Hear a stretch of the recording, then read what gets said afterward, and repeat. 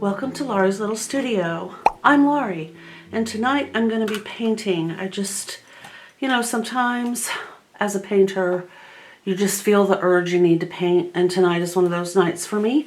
It is December 7th of 2021. It's dark outside because it's getting late, but I just feel like I need to paint. So I wanted to show you the cards I've painted so far, and I will probably be actually mailing these cards out to various people on my Christmas list, but I wanted to show them before I do that.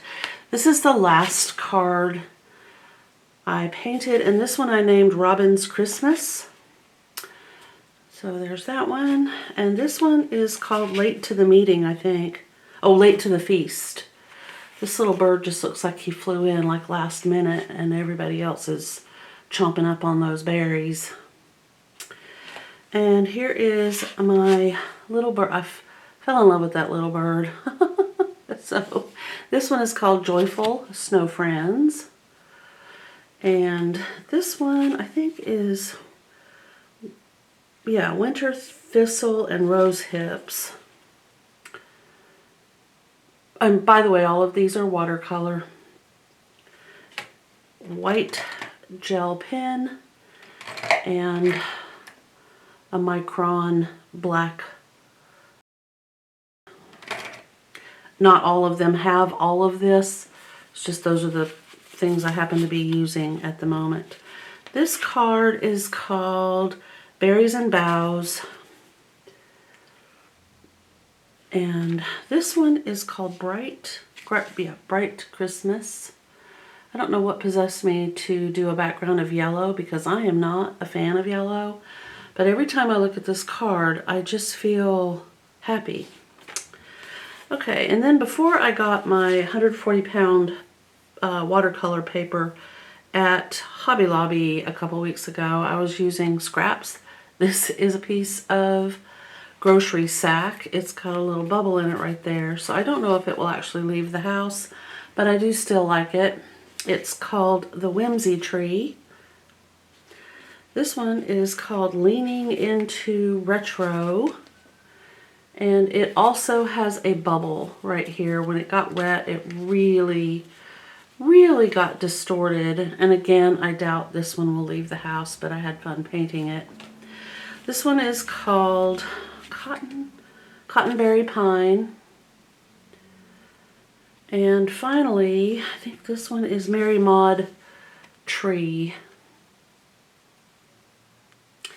And tonight, I don't know what I'm going to paint, but I have seriously got the urge to do it. Let's see, I've got 1, 2, 3, 4, 5, 6, 7, 8, 9, 10. I generally paint around 15 cards. It kind of depends. Sometimes I have to do more, but we're just going to have to see. All right, so the paper I am using is textured on both sides. I purchased it at the Hobby Lobby in Linwood, Washington. It is the Master's Touch Fine Art Studio watercolor. It is 140-pound 8x8, and this little tablet will actually contain 15 sheets of the 8x8 paper. And I did pay, I broke a fingernail today. I did pay the $7.99 at that Hobby Lobby. What I generally do, because I don't have all of the, equipment to cut and precisely measure paper, is I just fold it in half. And if I overshoot a little on one side, then one of my cards will have just a hair more piece of paper. The way that I do the cards is they are these cards that I ordered on Amazon. They're Q Crafts or Purple Q Crafts. They're blank cards, 5x7. It's a 20 pack with 20 matching envelopes, I think. There may be more envelopes, but I think they're all the same. So there is that. And I just tape using a double-sided tape, I tape it to the front of one of those blank cards. And I just fold these so-and-so back and forth like that. You can, if you have,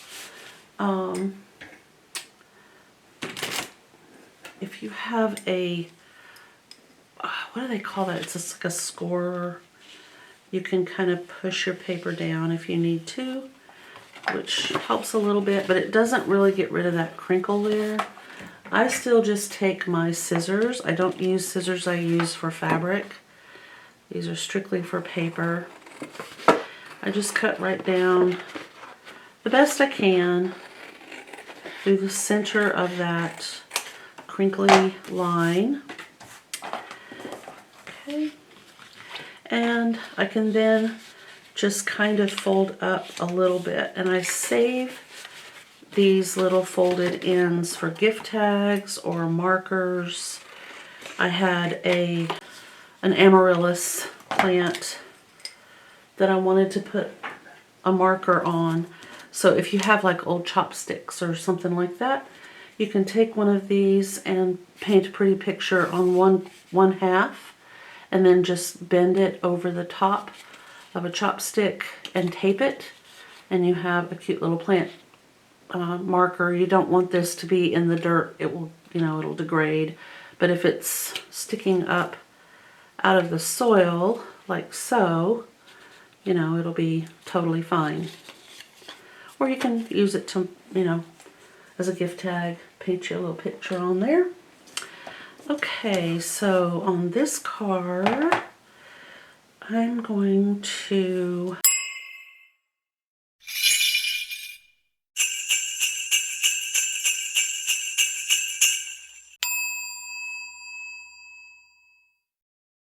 I love to do Christmas trees. The hard thing for me is that I've already had Christmas, so I'm trying to get back in the pre-Christmas yay phase.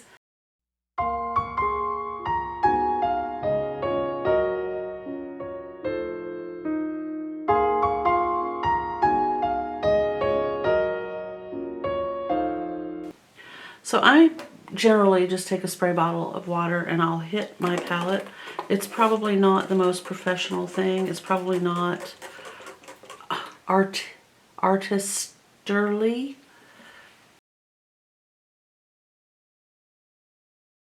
But I don't know, I feel fine. I don't have any problem with how I do this. So there's a couple of different ways that I start out. I feel like I either feel like painting another little tree scene. I think I'll just do a wreath. I've done so many wreaths, but whatever. I'm doing a wreath. That's what's happening. So I can either use my little Zero Craft Smart liner brush if I want to, or I can use just a regular American No. 2 pencil if I want to, or I can be brave and go with my Micron 35? Oh, 03. Those, even if I wanted to, I could use a white gel pen. I think tonight I'm going to go pencil, and I'm just going to kind of sketch a circle. I don't worry about perfect circles when I do this, because every inch of this weird shape right here will be covered up with paint by the time I'm done. This is just a guide for me. So that is what I'm going to start with. Okay, so with some clean water on my little bitty brush, and then I always have to kind of make sure that there's not water in between the bezel and this little grip. I wish I could cut this grip off or shave it down, because it does tend to drip. It's not a very good design, but there's not much I can do about it. Okay, so I am mixing what looks like burnt sienna and burnt umber, but this paint palette doesn't tell me what those colors are, so I'm just kind of saying brown and brown. And I'm just gonna And you know, when you're doing a wreath, you really don't want perfectly straight. Like I should have broken that up a little bit right there. I probably should bring you guys down a little bit. Okay. Right. And then another thing to keep in mind when you're doing, at least in my opinion, when I'm doing a wreath like this, I kind of feel like all of the elements need to go in the same direction. So if I'm actually building a wreath with actual physical wreath building materials, that's how I would do it. So I probably wouldn't do it any differently if I were painting it. I would build all the elements going in the same general direction. And by general, I mean the same direction. And I know that I would have either twigs or some type of vine, maybe grapevine or willow, and I would interlace them kind of like so. As you can see, it's a little rough and ready, but if you go back in, especially with darker pieces, and you know, make it kind of wild, have some little branches. This will give you some little bits and pieces to build on. I don't know if you have ever been in one of those little quaint country stores where they sell the most beautiful little lacy, willowy, wispy little things. I often find actual real little wreaths that have all these little, almost like it's like a little bird nest with tiny little trim pieces like this. Some have sort of a, almost a lavender color. No two are the same. But with every single solitary little wispy thing, you have an opportunity to build off of that. And it adds layers and layers and layers to your art. And the more there is to look at, the more interesting and pretty it becomes. Okay, I might add some more as I go. This is one of the brushes I'll be using. And then I have this 5-0. It's also a liner, but it's a little bit bigger. It also has the same problem with wanting to drip water on my projects. It's just the way it goes. This one is a 10-0, also a liner, but a little bit fatter. It's not a round. It's too small for that, but it's a good brush. And then, of course, I have my VisuArt brushes that I truly love and probably should get some new ones. This one is the number 4 VisuArt. It is built like a round. It's a little bit fatter at the bottom and pointy at the top. And then this one is the number 6 round, I believe. That's what number 6 looks like. Yeah. And as you can see, and it works so well for watercolor. It really does. This is just a bright VisuArt number, oh, I'm going to say it's a 14. It is a 14. I don't know if you can see that right there. Oh, it doesn't want to focus. There we go, kind of. All right, so these are the brushes that I have been using to paint all of the others that I have had in my little work area here. Okay, so the thing is now that I've seen this, I want to look at it. Which, is this the bottom? Is this the bottom? is this the bottom? I think I'm going to let this be the bottom part of the wreath, and all of the little wispies are kind of moving around counterclockwise. Okay, so let's start off with, maybe we'll try some cotton balls on this one. I'm going to go ahead and use my liner brush, and I have kind of a dirty white paint on my paintbrush, and it's very liquidy. And I'm going to start by putting it close to the wreath, not touching the wreath, but just kind of close to the wreath. And I'm going to just draw some circles. They will dry, they will soak into the paper, and I can add some of the stem and other main parts to the cotton boll, B-O-L-L, as it starts to dry.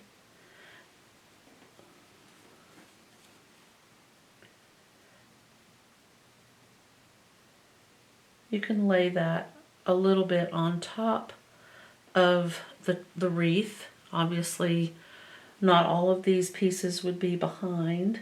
And keep in mind that a cotton boll is a little bit pointy on the top, kind of almost like a little egg shape.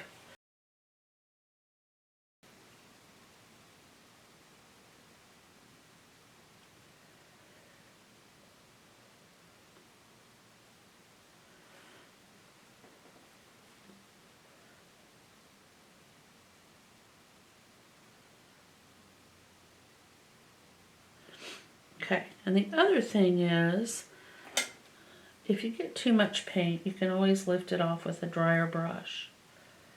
Just set it on there and let it soak up some of that excess paint. The other thing I was going to say is that we might, if we're building a wreath, we might not put one, we might put two together, kind of close together, maybe not touching each other. But we might not do that all the way around. We might just have that one there and maybe an extra one over here. Like so. Okay. Yep. All right. I'm going to rinse off my brush. Now what I want for the part of the cotton where the bud is, I want that to be a good medium brown, not too dark and not too light. And I need it to creep into this cotton. So let me pull you down a little bit. And I've got some of that color I mixed up in the very tip of my brush that you clearly won't be able to see. And I'm just going to touch across the bottom of that cotton and right up through the center. This will determine how my cotton is blooming. And we need quite a bit of water for this part. So here we are at this point of the process, what I call the ugly phase. It's actually one of my favorites because once it's dry, all the rest of it is easy sailing. I love that one. Leave that one alone. There we go. Okay. Perfect. So, I don't know about you, but I have a really good book to go read that I got for Christmas. Remember, I've already had Christmas. I'm going to let that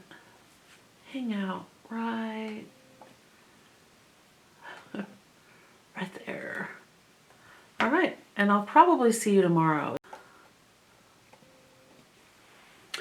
Okay, it is the next day, and I'm adding some white to the cotton that I painted last night. I don't want to completely cover the gray because the outer part of a cotton ball, or BOLL, gets a little dirty. So they're not always just perfectly white.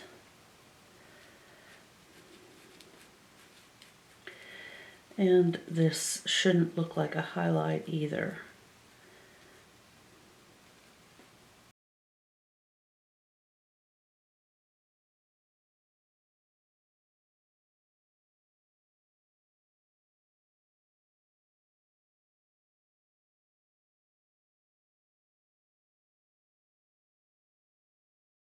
There is a plant called beautyberry.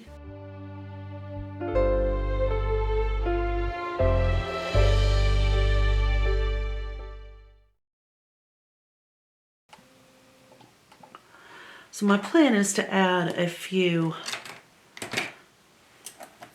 of those berries. I'm only going to be putting an outline of this.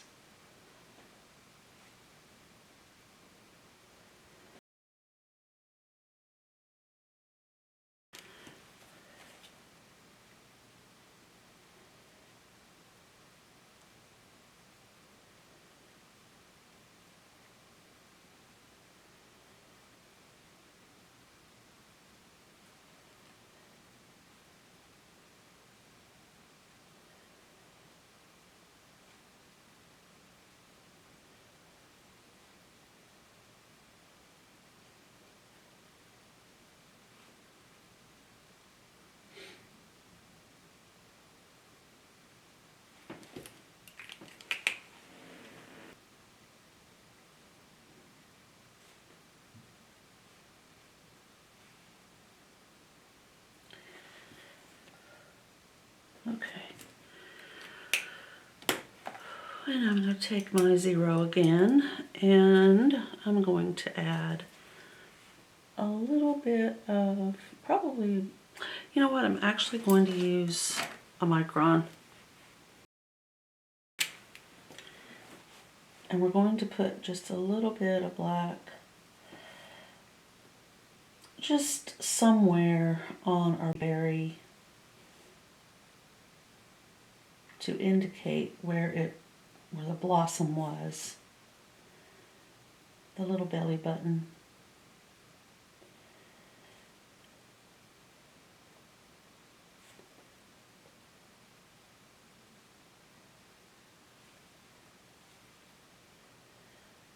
And you can put those little dots just anywhere. You could even put one right in the middle, because it depends on where the berry is in relation to your wreath. There we go. Oop, I missed one.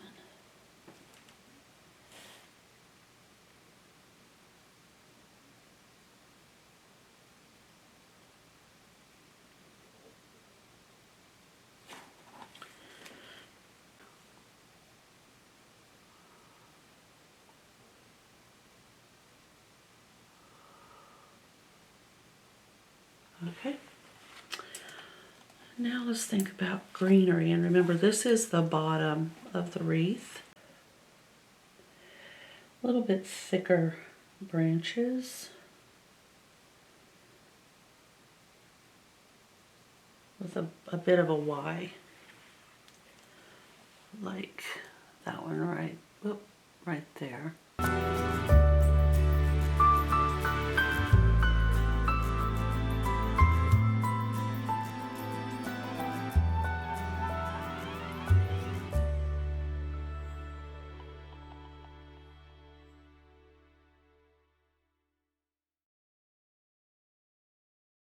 I am using ye old Craft Smart 0 liner brush.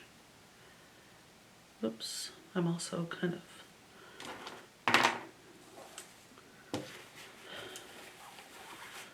Slinging color.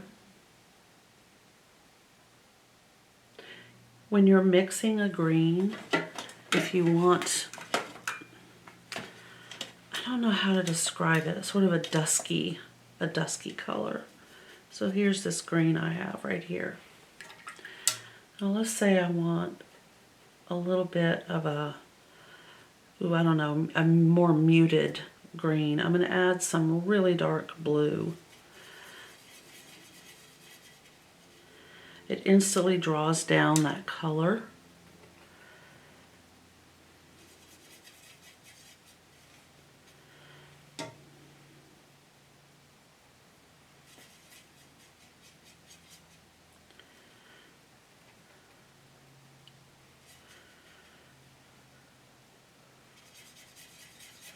Which I think is quite nice. It's sort of a wintry color to me. Okay, so I am going to start going from the stem, I guess, from the wood part out into outer space here, and just draw my little pine needles.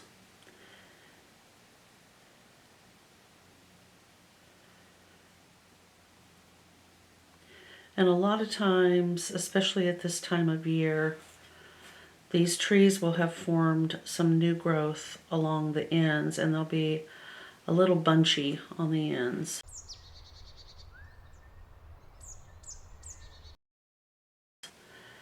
So you can add extra if you want to.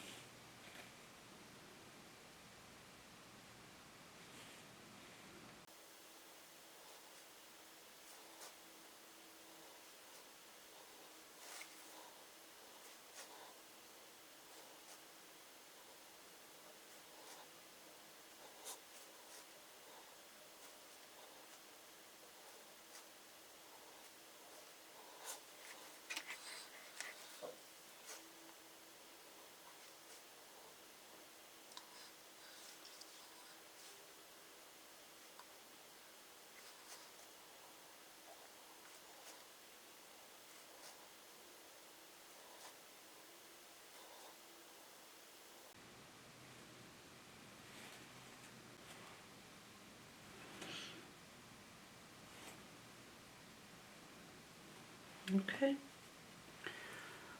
There we have what I'm going to consider to be evergreen.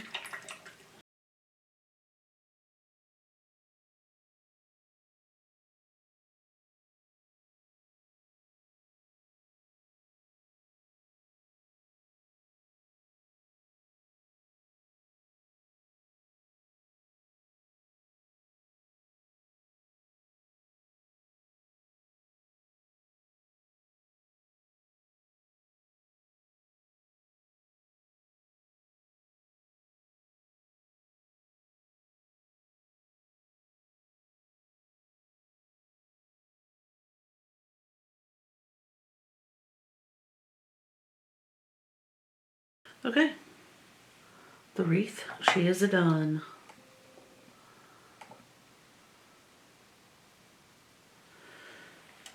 All right.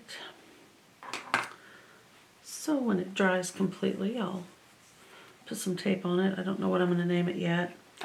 One little thing that's kind of bugging me though, that I need to fix, is this cotton ball right here It's the elusive one. There we go. Yeah.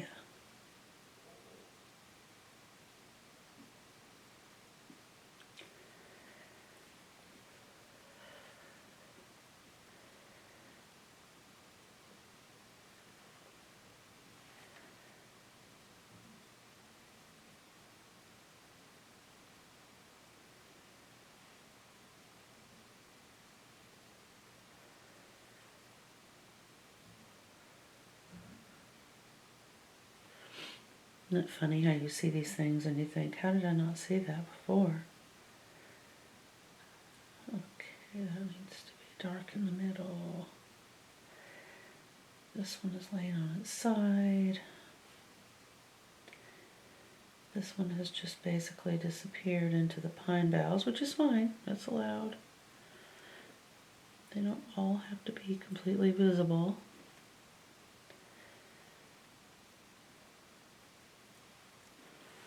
Alright. I'm going to just do it in the card. J-O-Y.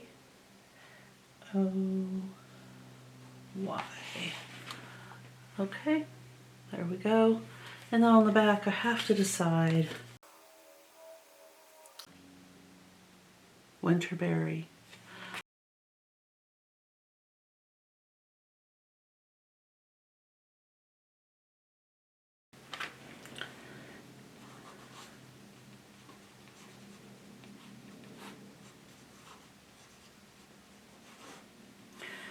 Okay, holiday.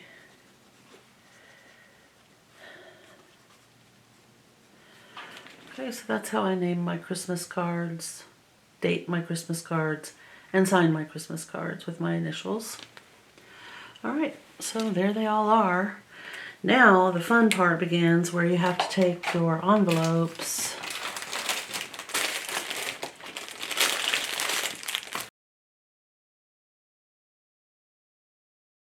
kick into high gear. Let's see. I have several. Aren't they funny? 1, 2, 3, 4, 5, 6. Yeah, I have plenty more in there. This is what they look like when they open. I'm kind of actually going through. This one has got a little bit of paint, so this will probably end up being a junk journal page. I'm going to just pop it in here. Now I also wanted to mention, and I didn't, but I will now, I will probably be tea dyeing some of the pages, the papers, the envelopes that I use, but I'm not going to be submerging them in water. I don't want to lose the gluey edge. So I'll be like sponge painting or paintbrush painting with tea and coffee. We'll see. All right, so next step is we have to decide who gets what. Oh, I didn't write what I wanted to write on the front of these. Merry Christmas.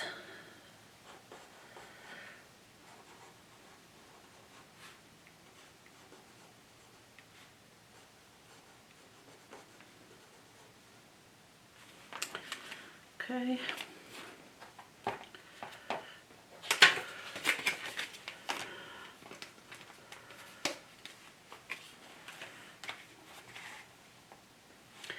We'll go Merry Christmas again.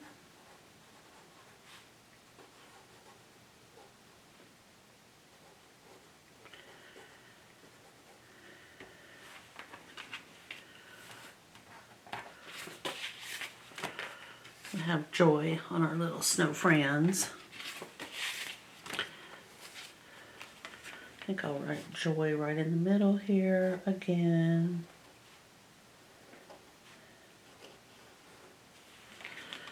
Okay.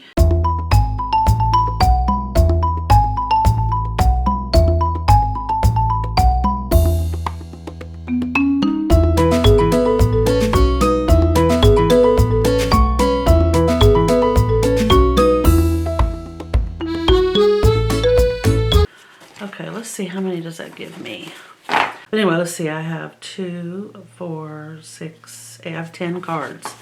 This might be more than enough. That's the sad thing. Okay, so let's put this over here and okay guys, so I'm going to clean this up and decide which one of these I want to start on first. I haven't made up my mind yet, but I'm going to try to decide after I go fix my fingernail. So if you liked today's video, first of all, thank you for watching. And if you did like it, please give us a thumbs up. If you haven't already subscribed, please consider doing so. And I will see you in the next one. Thanks. Bye.